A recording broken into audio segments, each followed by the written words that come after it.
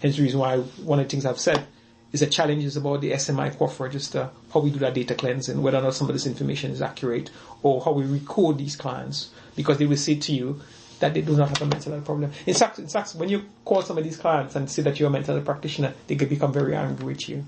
Why are you calling them? I don't have a mental health problem,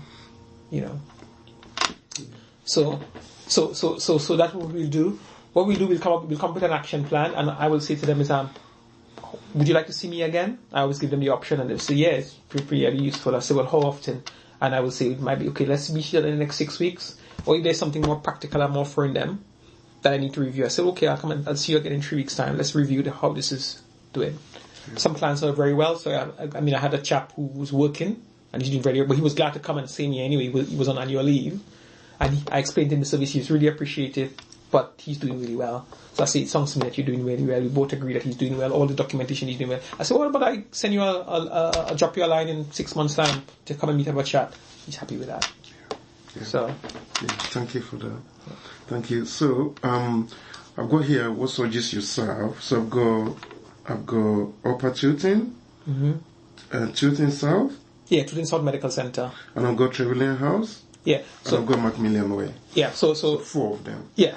And 3 of them are under Grafton. So Grafton got Upper Tilton, Trevelyan House, and Macmillan.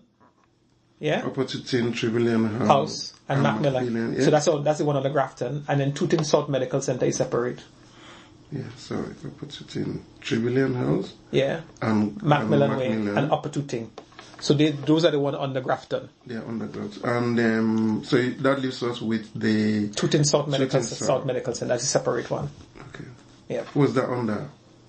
Yeah, that's just separate. That's separate GP practice. Okay. Yeah, and they get 2 sessions. So this is the top one is 5, and the other one is 2. Yeah. Yeah. Based on the population size. Yeah. So that Grafton is big. That's why they got 5 sessions. This is the biggest. Okay. That's why I said I'll cover Grafton, because they're the biggest one. All right. Thank you. So, what supports your ability to effectively discharge your role?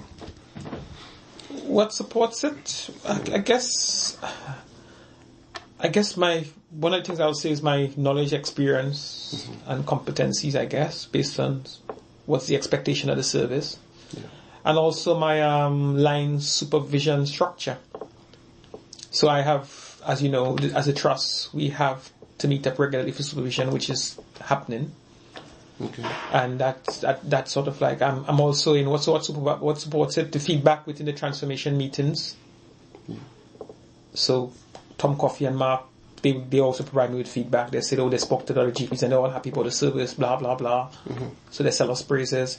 And also the steering group meetings, which is today, they provide us with feedback also.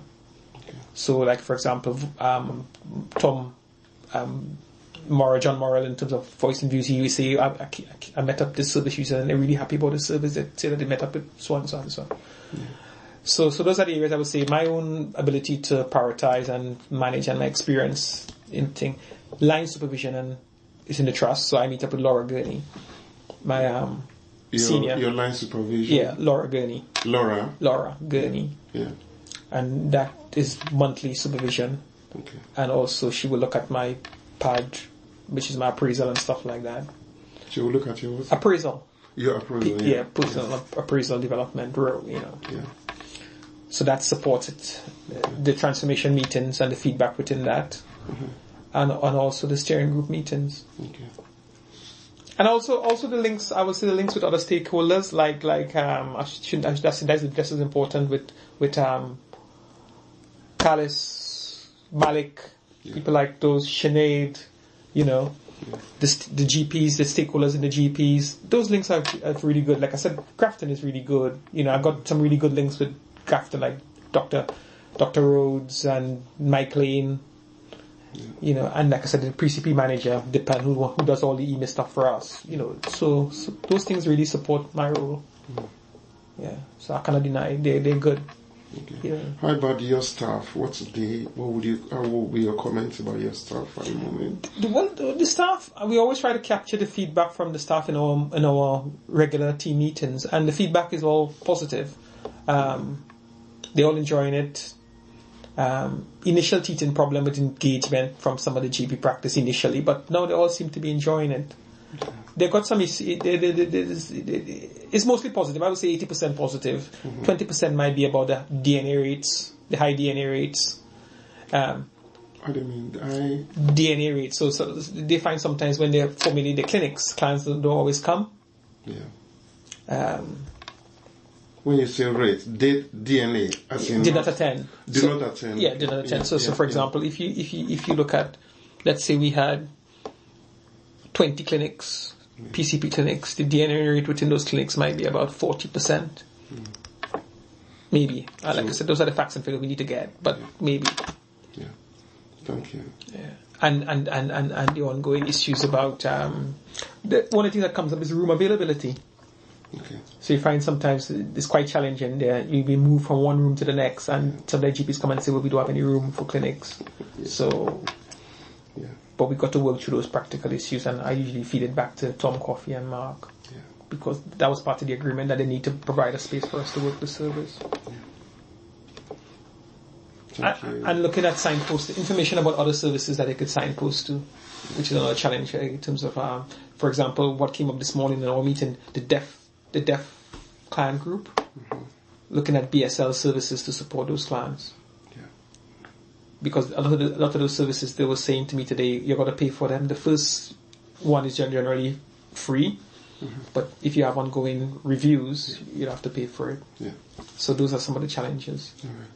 Thank you very much. Now, finally, what would be your comments on the BME participation so far?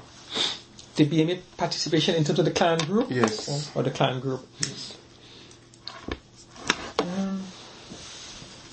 And what has been your experience in that respect in terms of response? Yeah. I think let's double check this. I would say it's fear in terms of I think they are accessing the service, and they are finding the service very beneficial to them. What I'm unsure about is about their involvement with other community services. Okay. So once they come to the appointments and they engage with you as their primary care plus clinician, it works out really well. But there seems to be some level of caution or apprehension about engaging with other services. How you doing? Hi. How do you sleep? I'm having a I say, okay, make yourself a cup of tea. Please speak on. Yeah. So it's about trying to get information about whether or not the ethnic codings gives you an accurate picture about how we engage with the BME population and how many of that BME population is accessing other services, other community services, for example, Songs Mine, Hope Atrium, and other community services. I mean, part of it is also about they suggesting that, for example, Song Mines, that they need to pay to access these services. So even though they acknowledge some good work being done, it's about how they access these services through social funding. And that's for more specific BME types, community services. I think there's a lot work still needs to be done in terms of the mosques and the churches. I think some of the services don't always readily report the links with churches as a community network. They will tell you that they go to church on a Sunday in terms of their faith and their spirituality, but I don't get a strong sense that they see these as specific links that they will go to when they are having mental health problems. They see it as a way of practice, a way of life, that they go to church on a Sunday.